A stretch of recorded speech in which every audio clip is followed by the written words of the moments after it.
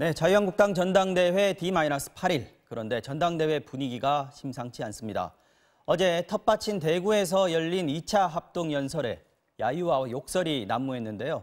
오늘 정치와호장용 시간에는 어제 대구 합동연설에서 상징적으로 나타난 한국당의 현 주소 그리고 연락관 교환 논의까지 거론되고 있는 북미 관계 얘기까지 김민전 경희도 교수 그리고 이현정 문화일보 논술위원 두 분 모시고 짚어보겠습니다. 안녕하십니까? 네, 안녕하세요. 네, 반갑습니다. 자, 먼저 이 의원님, 어제 합동연설에 이번에 텃밭인 대구에서 열렸는데 그렇죠. 2차 합동연설이었습니다.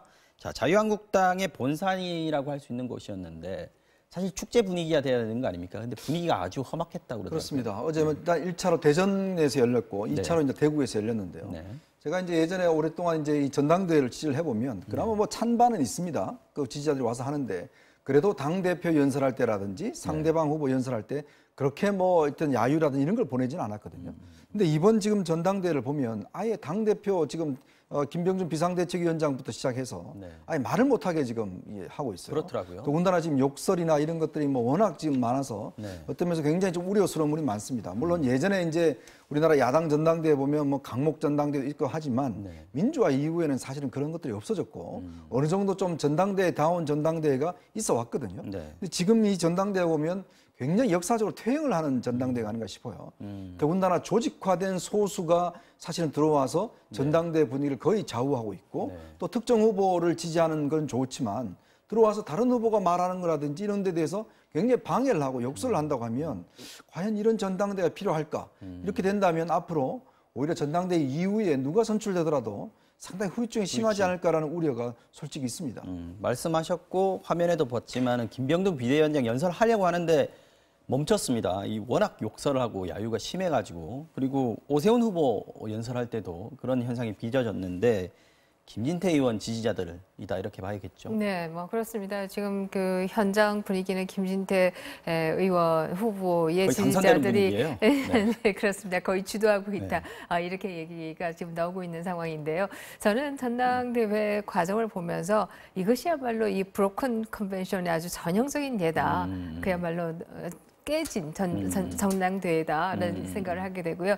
이것은 결국은 다음 총선 때까지는 분당을 예고하는 것이 아니냐 이렇게까지도 생각을 했습니다. 다른 한편에 있어서는 한국 정치가 이렇게 가다 보면 점점점 더 극단화되는 것이 아닌가 이런 생각을 하게 됐고요. 이렇게 극단화된다라고 한다면 한국 정치에 과연 미래가 있겠는가 하는 생각과 더불어서 이것을 막기 위해서는 결국 원내 정당화가 필요하다.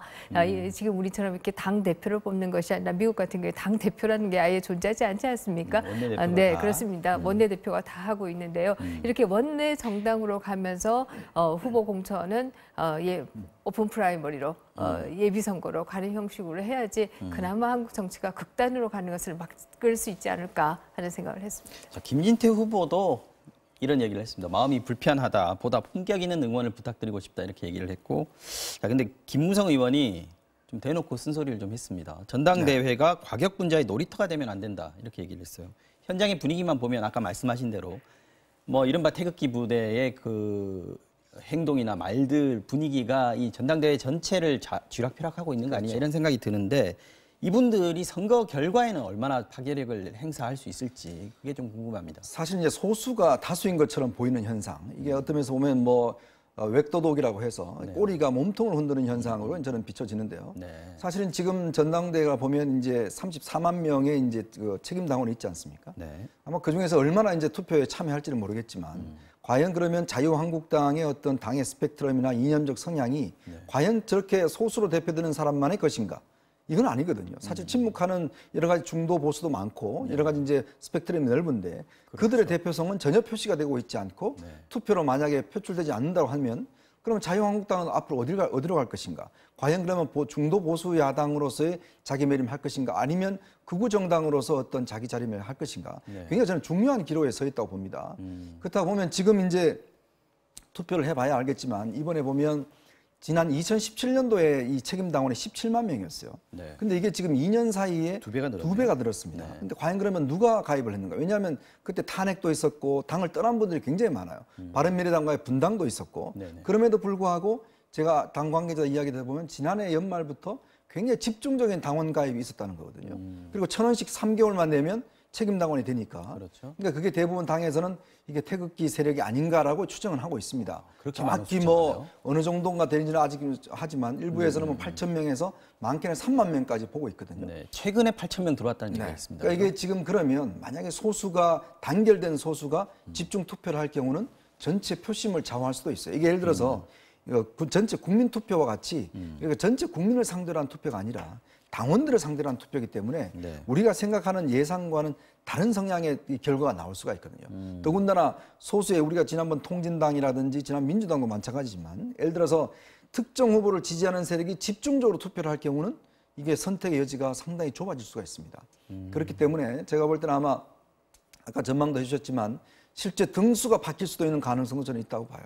이제 그렇게 될 경우에 과연 그럼 당의 노선의 변화 이것도 있을 수가 있는 거거든요. 그렇죠? 예를 들어서 지금 당의 소수가 아니라 이 사람들이 실제로 당의 포션을 상당히 뭐 30% 40% 갖고 있다고 한다면 당헌 당규를 바꿔야죠.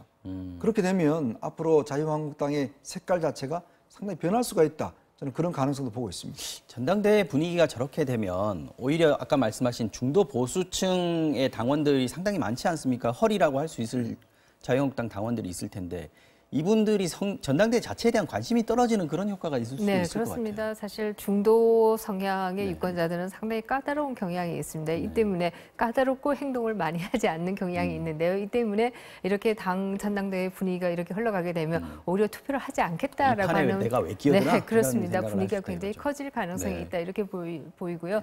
특히 그 전당대회의 경우에 투표율이 일반적으로 높지 않습니다. 그렇죠. 당원이 뭐 50만이다, 100만이다라고 해도 투표율이 20%, 30%밖에 되지 않는다는 것을 감안해 보면 조직화된 소수가 더 크게 증폭되어서 결과에 영향을 미칠 수 있다 이렇게 볼 수 있고요. 그런 면에서 본다라고 한다면 선거 결과는 우리가 애초에 예상했던 것과도 상당히 달라질 수 있는 여지도 있다 이렇게 볼 수 있는데요. 이 때문에 당 내에서는 또 우려도 나오고 있는 것이 사실입니다. 맞습니다. 또 범보수 진영에서도 정말 이렇게 가서 우리가 다음 총선에서 이길 수 있고 또 대선에서 이길 수 있고 또 나아가서 우리가 하나로 갈 수 있는가에 대한 고민들이 나오고 있는 시점이고요. 이 때문에 정말 한풀이냐 아니면은 이기는 정당이 될 것이냐 이것을 두고 고민하는 당원들이 좀 있지 않을까 하는 생각이 듭니다. 지금 아까 브로큰 컨벤션이다 이렇게 얘기를 하셨는데 사실 전당대회라는 게 컨벤션 효과로 치면 가장 좋은 거 아니겠습니까? 근데 두 번 타격을 받는 것 같습니다.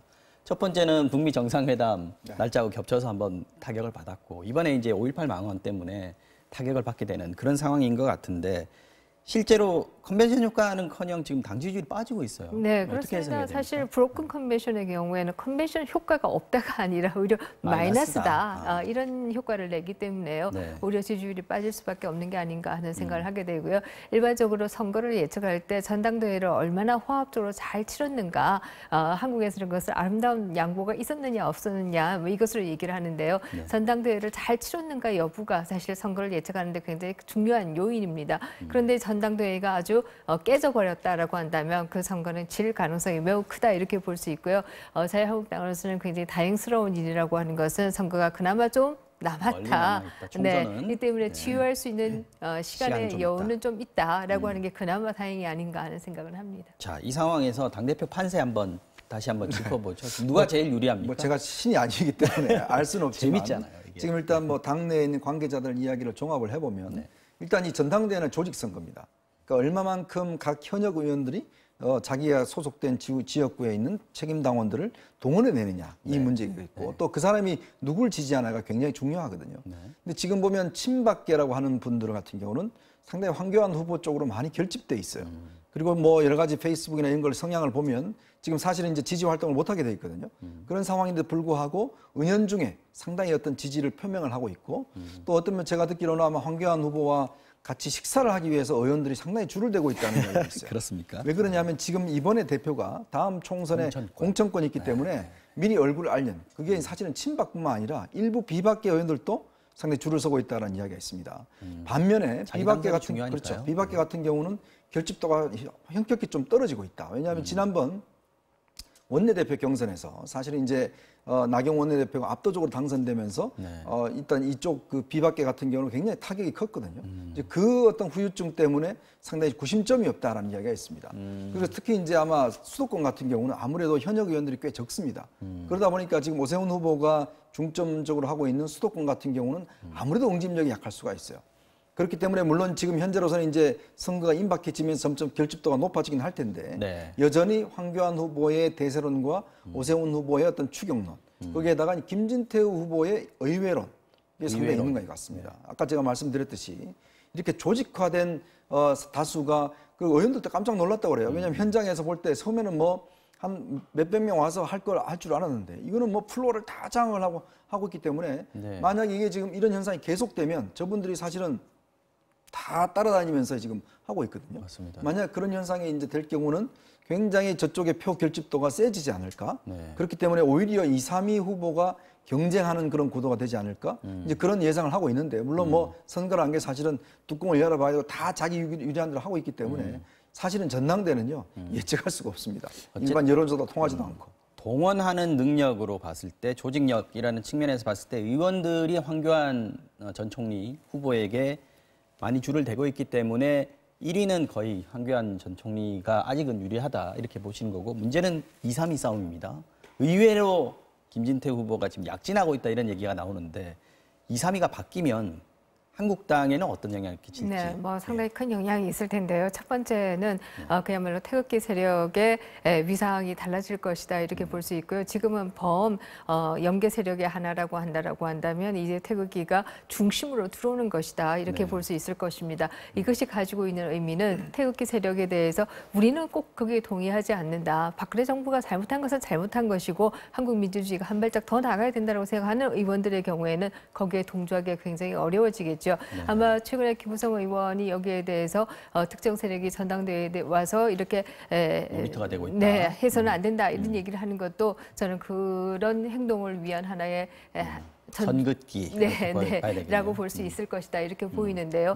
상당한 비박 의원들의 경우에는 동요할 수밖에 없을 것입니다. 특히 수도권 의원들도 이렇게 해서 우리가 과연 총선에서 이길 수 있겠는가 이런 고민들을 하게 될 것이고요. 그런 경우에 있어서는 그야말로 또 한 번의 분당이 올 가능성도 있다라고 생각합니다. 지금 그런데 이 태극기 부대 이 분들을 사실 자제시키는 노력 또는 뭐 그런 의사가 별로 없는 거 아니냐는 얘기도 있습니다. 왜냐하면 지금 최고위원들 그 연설할 때도 보면 상당히 센 발언들이 많이 나오고 조대원 후보인가요? 그분 같은 경우에는 이제 김진태 데리고 나가라 우리가 애국당이냐라고 한 거에 대해서는 징계가 내려졌단 말이죠. 다른 막말에 대해서는 징계가 없었는데 이런 부분이 한국당 지도부 자체도 좀 태극기도 무서워하는 거 아니냐, 제어가 안 되는 거 아니냐 이런 얘기들이 있습니다. 그렇죠. 워낙 이제 이 세력 자체가 굉장히 결집돼 있다 보니까 사실 당에서도 함부로 지금 할 수 없는 상황으로 돼 버리는 것 같아요. 더군다나 지금 이제 여성 최고위원 같은 경우는 이제 김술래 후보가 지금 있지 않습니까?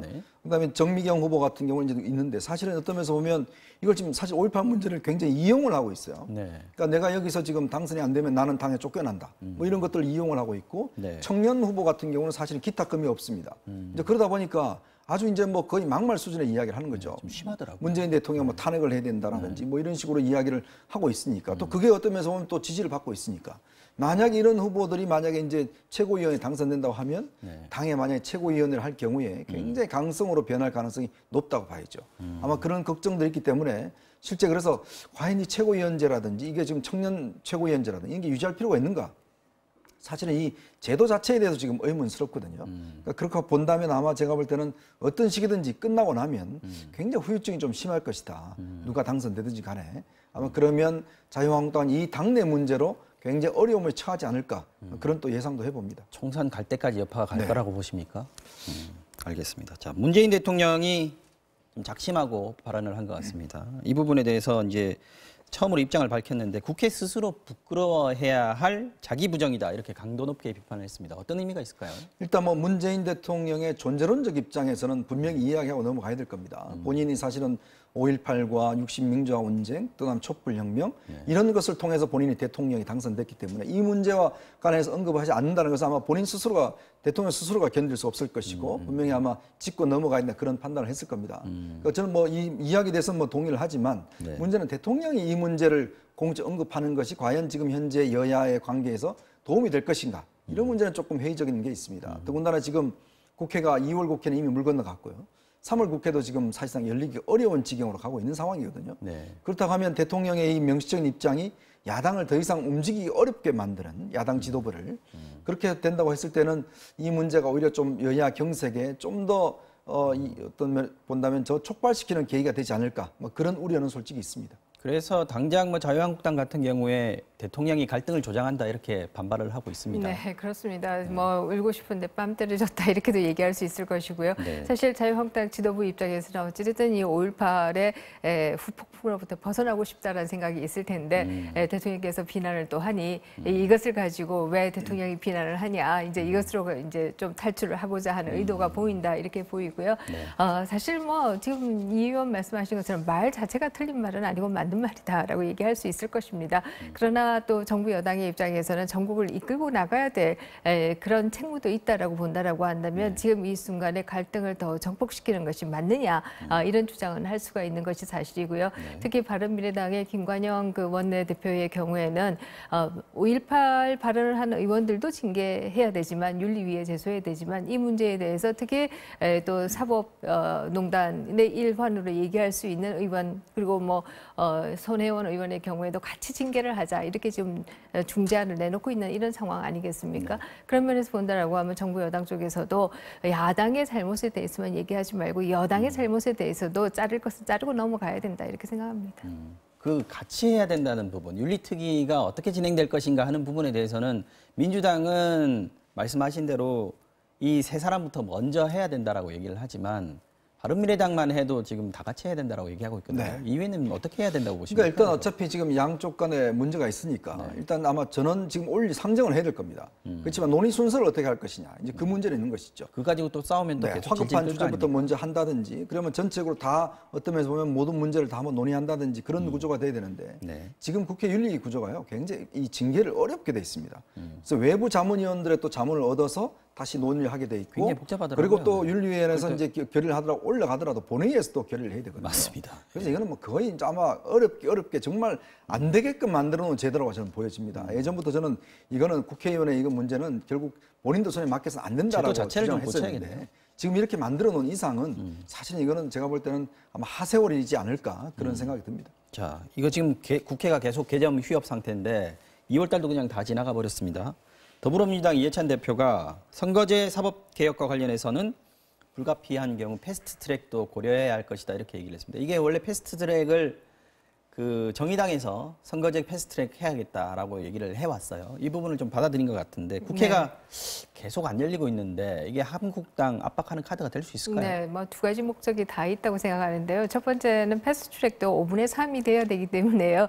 사실 지금 뭐 다른 야당들과 합동으로 연합을 한다고 정책적 연합을 한다고 해도 패스트트랙을 하기는 쉽지 않은 그런 상황입니다. 그럼에도 불구하고 이 얘기를 하는 것은 한편에 있어서는 다른 야당들을 여당 편으로 묶어두겠다라고 하는 의도가 거기에는 있는 것이다.